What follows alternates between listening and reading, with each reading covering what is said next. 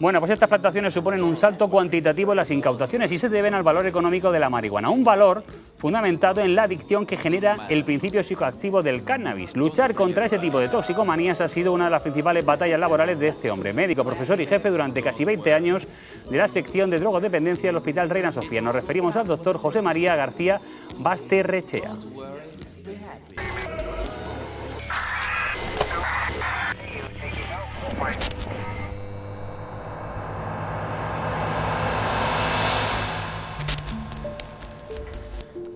Podemos decir que se tiene una dependencia o adicción cuando, deseando dejar de consumir o controlar la dosis consumida, no se consigue. Esta información se puede leer en la web de la Clínica García Basterrechea, donde muchos acuden a superar sus adicciones.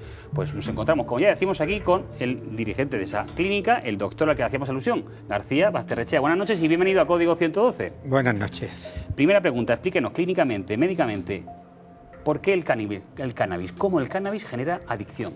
El cannabis es una sustancia, es una planta que hay muchas variedades y hay dos de ellas, la cannabis sativa sativa y la cannabis sativa índica, que tienen sustancias que son psicoactivas, fundamentalmente el delta 9 tetrahidrocannabinol y el cannabidiol, dos sustancias que tienen diferentes acciones. El THC es una sustancia activa, igual que en el tabaco es la nicotina, en el cannabis es el THC. ¿Qué genera exactamente en el individuo? Actúa sobre el cerebro y en el cerebro, en algunas personas, muchas personas lo prueban, puede producir una sensación placentera que actúa en el circuito de recompensa cerebral. ¿Qué ocurre cuando actúa ahí? Que se fijan los recuerdos placenteros en un área que es extremadamente importante desde el punto de vista de la economía del organismo, de las actuaciones de las personas, porque está en el mismo área del control de los impulsos de supervivencia. Y entonces en algunas personas vulnerables, no en todo el que la consume, solamente en aquellas personas que tienen una genética o una personalidad favorecedora del consumo adictivo, en esas personas produce modificaciones en muchas áreas cerebrales que impiden a la larga, no es una cosa brusca, sino progresiva, que aunque genere muchas dificultades, muchos problemas, sean capaces de controlarlo. ¿En esas personas, por ejemplo, les supone una percepción anómala o distorsionada de la realidad cuando están bajo los efectos?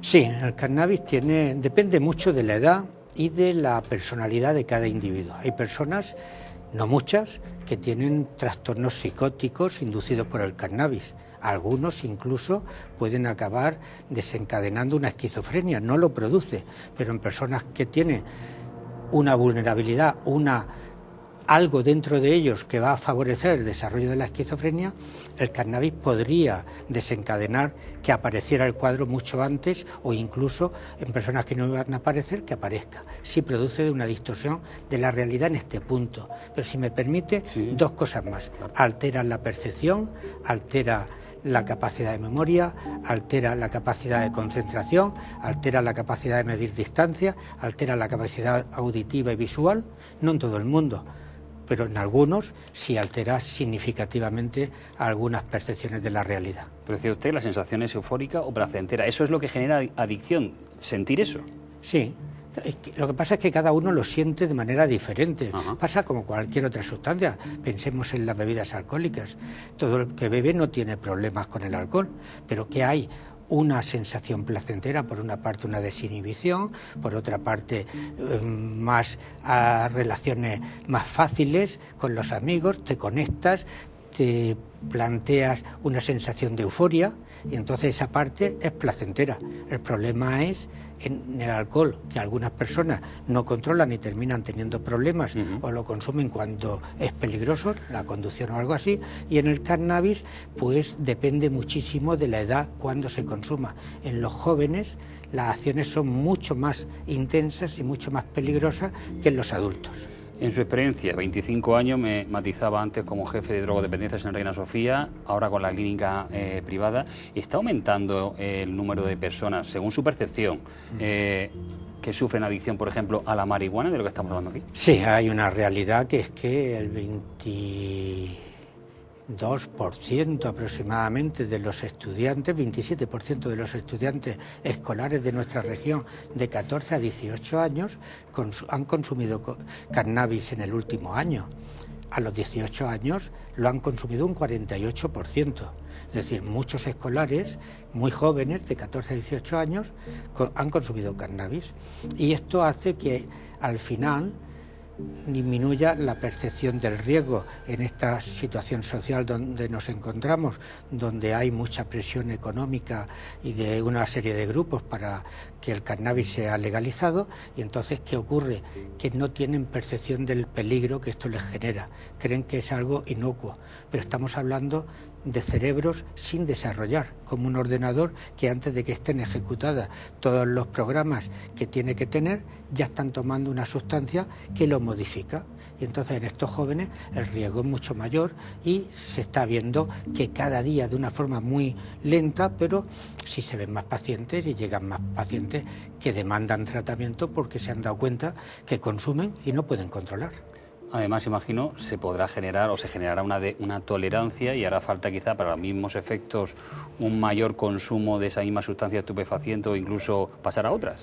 Claro, la tolerancia es algo innato con prácticamente todas las drogas. ¿Qué significa?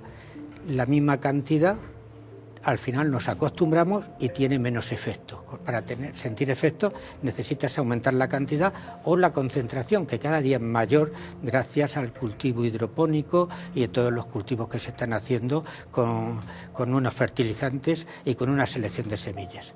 Entonces la tolerancia hace que se consuma cada día más. Sí.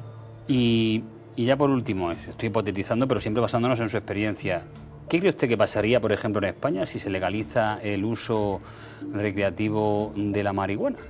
Pues creo que dos cosas importantes. Una, que políticamente sería utilizado por los partidos que no estuvieran a favor en contra de los otros, con lo cual se montaría un jaleo importante porque ya no estaríamos hablando de efectos científicos, beneficiosos o no, estaríamos hablando de otra cosa, como ocurre en nuestra política nacional. El señor Errejón decía que se podían crear hasta 100.000 puestos si se legalizase, pero a nivel médico, de salud de la población, de salud pública, ¿cómo podría afectar? Claro, aumentaría, al favorecer el acceso a las sustancias, se aumentaría muy probablemente, esto es hipótesis, no es una cosa científica, siempre se pone el caso de Holanda, pero probablemente a mayor oferta, mayor consumo.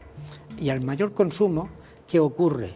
Que va a producir mayores problemas en la formación de los jóvenes, con menor capacitación académica, con peores puestos de trabajo y peor rendimiento económico. Van a bajar un grado en la escala social en relación a sus padres. Esos son estudios realizados en Suecia y en varios países de Europa. Por otra parte, aumentarán los riesgos de patología mental, psicosis, depresión, problemas de tipo mental, con el riesgo importante que vamos a tener que pagar todos los ciudadanos. Van a producirse, probablemente, todo es probable, mayores accidentes de tráfico. El tabaco, en vez de ser un 34% de los que fuman, con cannabis son un 90%, con lo cual la adicción al tabaco va a estar ahí. Se disminuye la percepción de riesgo y entonces la frecuencia de consumo de bebidas alcohólicas y de otras drogas, cocaína en particular, generalmente va parejo al aumento de cannabis. Es una escalera donde se va pasando. No todo el mundo va a pasar por esa escalera, ni mucho menos, pero eso va a ocurrir.